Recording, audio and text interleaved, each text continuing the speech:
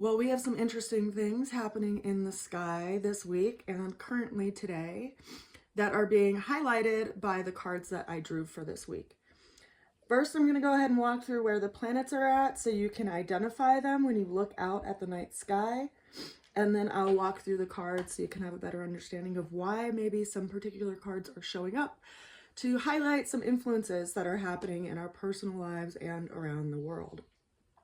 So first, what we're looking at here is a zodiac wheel, and there are 12 houses in this wheel, and there are also 12 zodiac signs. Now, depending on your rising sign, you're going to have these planets show up in a specific area of your chart and aspecting planets that are in your chart.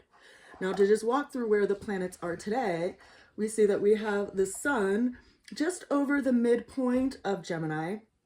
Then we see that we have Mercury and Jupiter here that are entering into Cancer. It's particularly interesting for Jupiter because it has a 12-year cycle.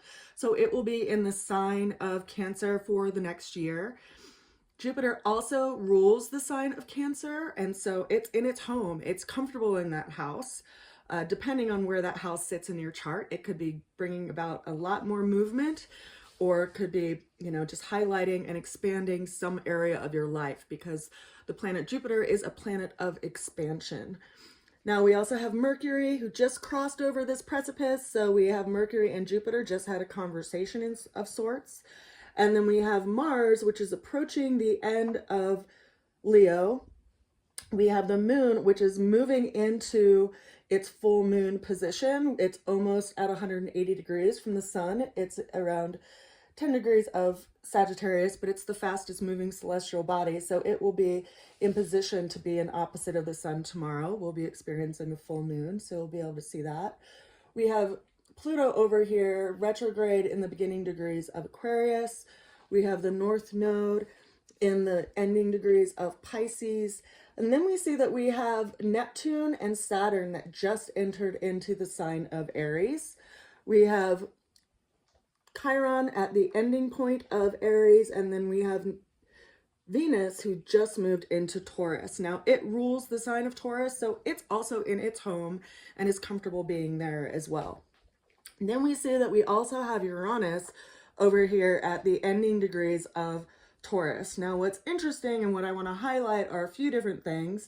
One is that we have a lot of planets that are moving into a new sign. So they're moving into a new energy based on the fact that there's 30 degrees in each sign. And once they hit 0, they enter into that new energy. We also have this square that's happening right now between Mars and Uranus, which is a challenge, right? They're 90-degree aspects, and they give a hard edge to things. It's usually squares and square relationships that will bring about some kind of shift as they give us a work that we have to tend to. Now, when we consider the energetics of those two planets, Mars is the planet of action and Uranus is the planet of change. So having them be in a square relationship does highlight some big shift and some big change that will particularly happen on Saturday when we are in the exact aspect, which is the 14th of June. Now, Jupiter, it has a orbit of 12 years. So it moving into the sign of Cancer means that it's going to be in that area of your life for the coming year. It will be bringing expansion to that area of your life. And where it just moved from, it was in Gemini for the last year. It was also bringing expansion in that area, but it was in its fall, so to speak, by energetic aspect, because Jupiter rules not only the sign of Cancer, but also Sagittarius, and Gemini is the opposite sign of Sagittarius. So it didn't necessarily like to be in Gemini. So it could be, bringing about expansion in an area that was difficult for you to maneuver through. For myself, I have a Virgo rising. So that means that Gemini is in my 10th house, my life path, my career. And for example, the last year, my workload at my job has been excessive and quite a bit for me to maneuver through and navigate through. So it moving into the area of Cancer for me is going to be expanding friendships, long-range hopes and dreams, and it will be in a positive energetic because it rules the sign of Cancer. Now, if we were to look at when the sun rose this morning, or even just before the sun rose, we can see on the eastern horizon that we would have been able to see Venus, because Venus is one of the brightest stars that we can see. Now, of course, as we move through the day and the sun moves into noon position, we're not going to see any of these planets, right? Because it's too bright outside during the daytime. As the sun actually sets, you will be able to see Mars just above the western horizon, but you're not going to see Jupiter and you're not going to see Mercury because they're in too close of a proximity to the sun. Being within about 15 to 20 degrees, it kind of drowns them out by their light. But then as the sun actually moves through the sign of Cancer and then eventually in the sign of Leo, you will be able to see at least Jupiter on the eastern horizon. Mercury is pretty fast. It takes 88 days to move through the whole zodiac wheel, so it's a pretty fast moving planet. It will be we'll be able to see it pretty soon on the western horizon, but not necessarily on the east. So it's interesting to kind of look at these aspects so you can know by their placements what you're identifying in the sky. Primarily, we'll be able to see Venus and Mars currently, and soon we will have a positive relationship between Mars and Venus when Mars moves into the sign of Virgo, because they're both in Earth-governed signs.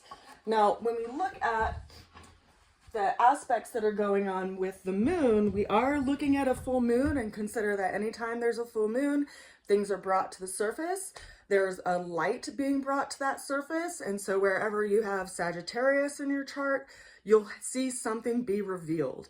Something will be kind of resurfacing. Something that you were in the dark about will be ignited for you to take a new perspective on. Now, with that said, I want to go ahead and jump into the cards that we have for this week. The cards that we have for this week, total 8 cards. We have 1 major arcana.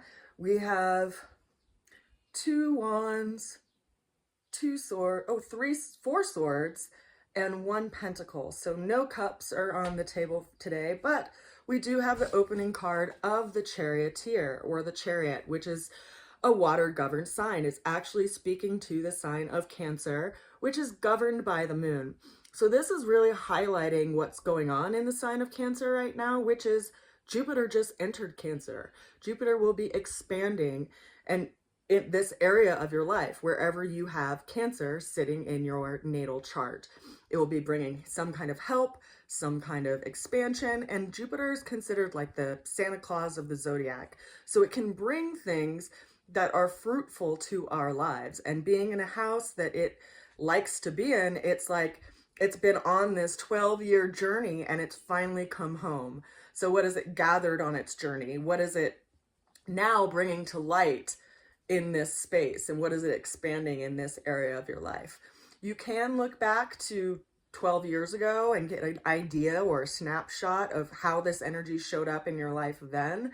But consider that we have planets in different positions right now, aside from Jupiter, right? Jupiter has a 12-year cycle, but Uranus has an 84-year cycle. So it's not going to return to this place that it's at in Taurus for another 84 years. So that particular aspect that I spoke about earlier with the square that's happening between Uranus and Mars, we're not going to get that experience again for the rest of our lives. So there is some activity, some movement, some, engagement that we are being called to task on right now. And that could greatly be highlighted by what's going on with the moon, considering that, again, Jupiter governs both Cancer and Sagittarius. The moon is in the sign of Sagittarius when it will be full tomorrow. It's actually in Sagittarius right now, in like the beginning degrees of Sagittarius, and it takes about 2.5 days for the moon to move through each sign. So it will be full tomorrow, and it will be highlighting this area of expansion that we are being called to task on. Now, when we look at the charioteer here, we see someone who is leaving a familiar experience. They have their armor on, they're in their chariot, and they're being led by these two creatures that do not have any kind of reins on them. Now consider that both these creatures are two different colors. One is black, one is white, and they're highlighting these two different energetics in our lives by way of what we allow to lead us, what motivates us to move in certain directions, what calls us to a certain path. And we have to learn to have self-discipline. We have to learn to grab the reins and direct our ship or our chariot in the direction that we want to go in. Now, this card is highlighting some kind of victorious aspect, but it's also bringing to our awareness where we have felt like the victim and where we are being called to engage in some kind of movement based on what we feel in our bodies and in our sense of awareness, in our emotional sense and center as well, because we see this person moving away from something that's familiar into something new. They also have this canopy above them, which has the stars painted all along it. And so I do feel that we're on this like celestial journey, which we are being engaged with by the things that are showing up in our lives and the areas that we are needing to step forward, and we've known that we've been needing to step forward in for some time. Hence the energetic and the alignment of Uranus and Mars being in this square relationship that we are currently in the midst of experiencing. And we need to remember that this isn't something that happens overnight. Whenever we have a full moon, the ripple effects of that full moon happen in a 6-month time period when we see that the moon will be in a new phase in Sagittarius when the sun is in Sagittarius in 6 months.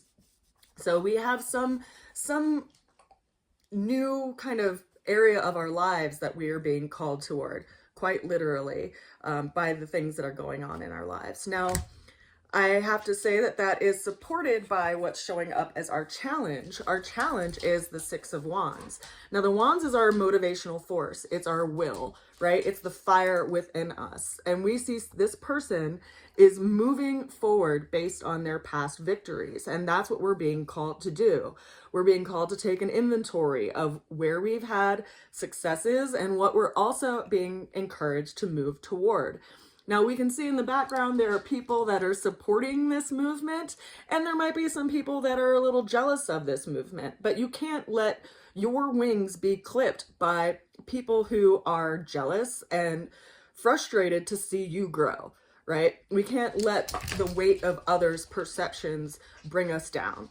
There is a challenge here, and it is trying to strike some kind of flint or some kind of fire within you to engage, to take, as I said, inventory of your victories and where you are called and what you are called to move toward.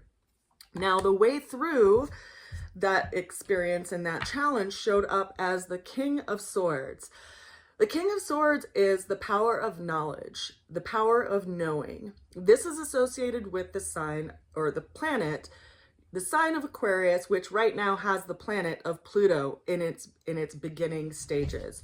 Pluto is retrograde currently around 3 degrees of Aquarius, which is a fixed air sign. So if you have anything in the fixed signs, which would be either Scorpio, Aquarius, Taurus, or Leo, those are going to be aspected by the planet of Pluto for the next 20 years. Especially because it's the slowest moving planet, right? It's 248 year cycle. And so it will be in the sign of Aquarius. It's usually in any sign anywhere from 12 to 20 years, depending on its retrograde timing. But right now it is at 3 degrees. So whatever you have around, 0 to 6 degrees in the fixed signs, it is being aspected and influenced by the planet Pluto currently. Now, this card is highlighting that energetic of Aquarius, the energetic of non-attachment, and also like the power of knowing, because it's fixed, it's stable, and it's in the sign of air, which is related to the suit of swords. So what conversations have you have brought to your awareness for you to have a better understanding? What is it that you need to ultimately transform? Because that's what Pluto does. We discovered Pluto during the same time that we also started creating nuclear power. And so there is this aspect to what's going on right now that is highlighting that energetic of Aquarius, which is, eclectic things, eclectic thinking. It's governed typically by the planet of Uranus, not typically, it is governed by the planet of Uranus, which is, lightning bolts of perception and lightning bolts of change. And to consider that Uranus is moving out of the sign of Taurus, which is fixed earth. It's been creating a lot of change in our resources, in our agriculture, in our monetary systems, which are things that Taurus governs. Now we are looking at Pluto engaging all of these things that Aquarius are associated with, which is, the outer reaches of our knowing. Quite literally, like UFOs, unexplained objects, technology, all of these things that are expanding our sense of knowing and understanding in what happens in our world, in our own personal universe. And this is actively being transformed for the next 18 years. So when we look at, the age of Aquarius and what that looks like and what that is going to look like, we are all actively in that process right now. And life as we know it is going to be very different in 18 years. And it's just something that we are beginning to understand. And also it's highlighting how we live in our day-to-day lives, how we engage in our day-to-day lives, and what ultimately has to be transformed in our day-to-day lives, because where we are moving toward, there's no going back, right? We, have this statement that we use a lot, which is, hindsight is 2020, which is also, referencing perfect vision. But when we look at what actually shifted, ironically, in the year 2020, we are getting a better understanding of how drastically things can shift in a short amount of time and how quickly they can shift and change. And we're all starting to see that now with the development of AI and all kinds of things that are on the news, right? It's very, very interesting. So the ultimate outcome we first see is the Ace of Swords, which is a single sword, right? It's clarity, it's an epiphany, it's an understanding. Swords are communications, they are ideas, they are matters dealing with things of the mind and of the air. And so there is this sense of clarity. And what can you do with a single sword? You can cut through clouds, you can cut through BS, you can cut through veils, you can cut through things that are foggy, right? And so there is some sense of clarity that we will see through this full moon, which will give us not only an understanding, but also a sense of the direction that we really have to develop and move toward. Because this card is followed by the Seven of Wands. In this card, we see someone holding a wand, and there's 6 wands kind of at their feet in front of them. And so they are engaging their boundaries. They are taking a look at where they put their energy and being very purposeful in not only where they put their energy, but also where they have boundary toward other people trying to take over their will. This is really highlighting this 6 of Wands, which is developing, right? Like if you have a sense of where you want to go, you have to have a boundary with those energetics that are trying to kind of pick at you and sabotage your energy. And I if you see my my still in the back, my copper still, I recently was distilling roses to make hydrosol for lotion that I make, because I'm vending this weekend and I make a variety of different lotions. But in distilling, I always have to take in the energetic of the plant that I'm working with. And I often joke with my friends that I'm part maple tree because I'm super sappy as far as like emotional, right? I joke that if people don't like my emotions, they can cook them down and put them on their pancakes, because that's what the maple tree does. It creates this like watery sap that you cook down into a maple syrup. And then I also joke that I'm part rose bush and hawthorn bush because those are the members of the rose family are armored and they smell sweet and they have all this medicine for the heart, but they also protect themselves. And so there's an energetic to these boundaries, which is a sense of self-protection so that you can put your energy towards that which you feel called to develop and create in your life. So we need to have some level of boundary. We need to have some understanding that having boundaries isn't bad. And I've had to really flex this space in my own life recently because, you know, when you have deadlines and you have things that are big priorities for yourself, like making sure you have a house or, you know, making sure that projects get done, you have to have boundaries with people who want to, you know, distract you to do something else because they don't see the importance of that thing that is a big priority for you, and they literally try to run away with your will. And so we have to have a strong stance. We have to have our heels planted, and there is some space where you're going to feel like you need to protect something of value in your life. And part of that is being protective of where you put your energy so that your energy can't be dragged down and dragged away by other people. Now that is further clarified by the 7 of Pentacles. And so we have 2 sevens showing up so far, and 7s are numbers of learning and learning through experience. And in this situation, we see someone who is, interestingly enough, holding a wand or a staff to the side.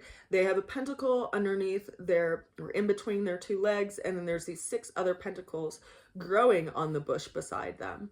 And this always reminds me of gardening and the experience of gardening, and, you know, seeing what activities and things that we do that nurture the things that we grow, and, you know, what things ultimately don't. Like if you planted your tomatoes in the shade, you likely wouldn't get very many tomatoes, right? Plants that flower need sunlight, unless they're a very low light plant. And so where we plant things and how much water we give them and how much food we give them are all going to be factors that influence the harvest that we are able to collect and get from what we grow. And that is in our lives as well. What you want to water in your life, what you want to nurture in your life, what you want to give your energy to in your life, it's not going to bear fruit in a single day. You have to have patience, which is the message of this card. We have to have boundaries, and we also have to have patience and to nurture those things that we value. Hence the energetic of coins and the suit of coins, which is associated with not only, you know, financial matters like a literal coin, but also things that we place value on, and physical things that we place value on, like even how we tend to the body. So we have to have this patience with the process, and also be willing to continue to give it time, because you can't just plant something in the ground and never water it and expect it to bear fruit, right? You have to give it water. And if you want more fruit, then you should give it food. Much like us too, right? We need water, we need food, we need sunshine, we need movement, we need all of these things in order to be healthy, happy individuals. Now that card is clarified by 2 additional cards. First, we have the 4 of Swords, which is the long question. We see someone who is laying down in what looks to be a very gray environment. They have a sword underneath them, which is highlighting that energetic of clarity. And then they have 3 swords that are framed above them. Now, 4s are numbers of stability, hence the energetic of this being the long question. We have a long, stable question of our mind in how we think about things, and it has been influenced by other people. Hence the 3 swords that are framed, you know, as if these are the pinnacles of how things should be and the conditions of what life should amount to. But there's this single sword laying underneath them, which is bringing up something that we need to take recognition of. And I think it's interesting that we've had the single sword show up, because it shows us our alignment and what is actually true to our character and to our nature, which may be conflicting with these, you know, 3 framed swords that we've been influenced and conditioned by throughout our lives. But it's bringing about this like friction and this pull of ideas. Like, you know, if we consider what life looked like 40 years ago when companies gave pensions and they wanted their employees to be around for a long time, versus now where, you know, a lot of organizations just kind of want to get as much out of you as they can and give you as little as they can for you to survive. Like it's asking us, like, is that where we want to put our energy? Is that in all the grand scheme of everything in our lives that we are called to do, is that where we want to invest our time and our mind and our energy? It's a question. And things that are showing up this week are giving us some clarity around that, around where we need to be true to our own spirit and our own essence and our family as well, because, you know, Cancer governs the family, and Jupiter is expanding and bringing some kind of help through that aspect, through our tribe. And so we are getting this sense of something that we're looking at over in our mind, which is ultimately being transformed by that energetic of Pluto as well. Now, the final card that we have for this week gives a sense of hope. We have another 6 that's showing up in our reading, and this is the 6 of Swords. And we see people who are in a boat. There's 2 figures in a boat, and then a figure standing behind them, which is kind of like a guide or some kind of ancestral support. And then we have rippled, turbulent waters in the foreground and still waters in the background. And you get a sense from this card that they are moving toward new land. They are moving towards still waters. They're moving out of this turmoil to something still.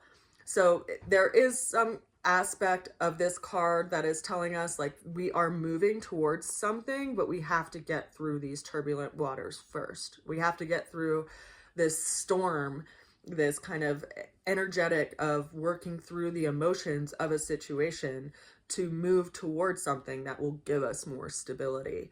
And it's interesting when we consider the symbolism of this card, because water is speaking to emotional experiences. Like anytime there's a body of water in the tarot, it's highlighting this energetic of something that we have to move through and navigate through in life, much like we have to navigate over and through creeks and rivers and the ocean. In the physical world, we also have those aspects and energetics within us that we have to navigate through and over in our lives. And so we see these people who are ultimately having to bring their mindset and their conversations into a place of balance to make that move forward to new land. So I think we're going to be experiencing a lot of changes over the coming, 6 months, particularly, and the energetics of these cards, having there be 2 wands and 4 swords. It really is highlighting our will and our mind, which are 2 of our tools. We also have our emotions, and we also have our physical body, right? And so how do we use all of these tools? How do we engage them all together so that they're not fighting each other, right? So that we don't have our emotions getting wound up by the mind. We can use our physical bodies to work through that, quite literally. Or where do you need balance, right? There's not a lot of pentacles on the table. We only have 1 pentacle on the table, and we don't have any cups on the table for this week, but we do have the Charioteer, which is, governed by the sign of Cancer, and is highlighting this full moon that's happening as well. And so that does speak to some level of emotions coming into like what we're looking at for the week.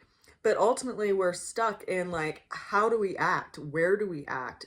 And that is because we're in this space where we're stuck in the mind.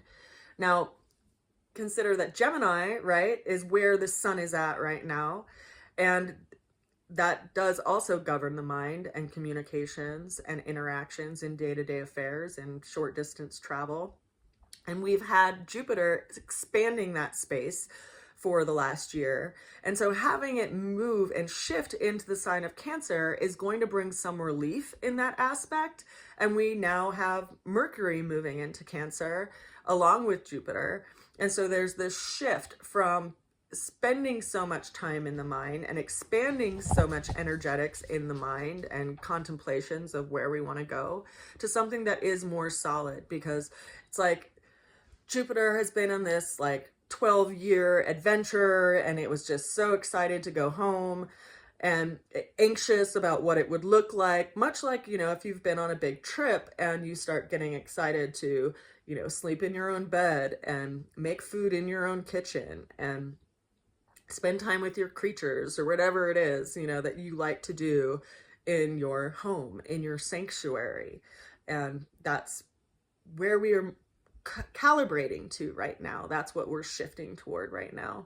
So that's our you know, energetic for this week.